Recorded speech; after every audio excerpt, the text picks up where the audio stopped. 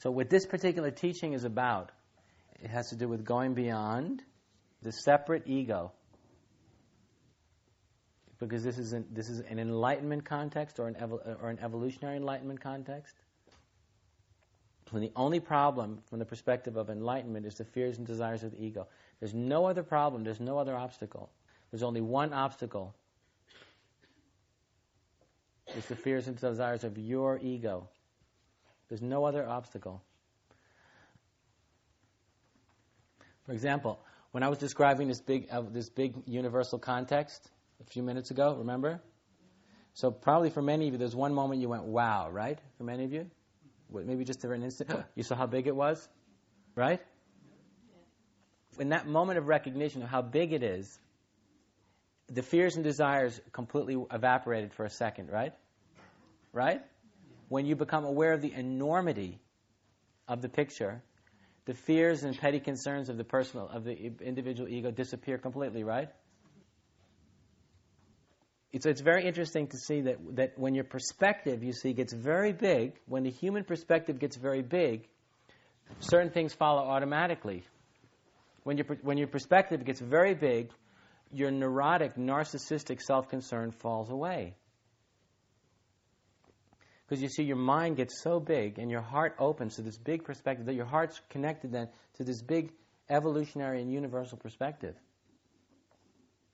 In an evolutionary context, which is what this teaching is, an evolutionary context, we're not interested in the past, we're interested in the future.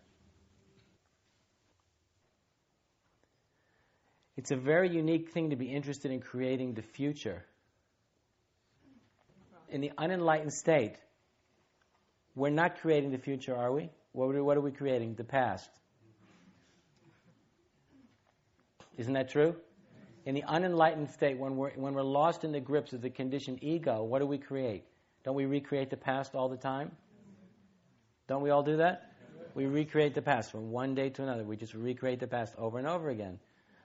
You see? So for most people, there's not much evolutionary development. Most people reach a certain state of development, they just stay there, and then they die. Bunk. Right? It's true. In the unenlightened state, you do not have an authentically evolutionary relationship to the life process,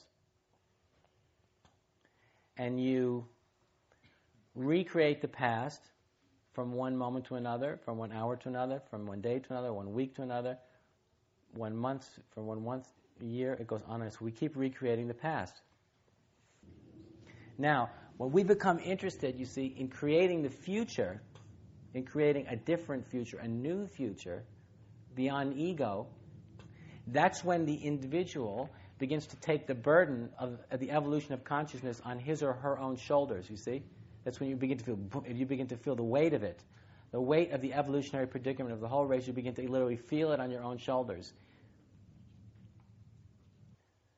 So what we become interested in evolutionary enlightenment, in this evolutionary context, is the future.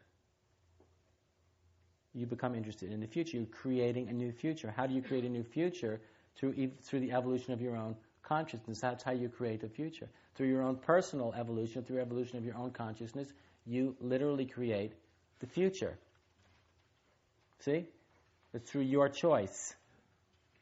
When the individual human choice and volition and intention, right, lines up, becomes one with the evolutionary imperative, right? So when human choice, intention, volition lines up behind this evolutionary imperative, the imperative to evolve,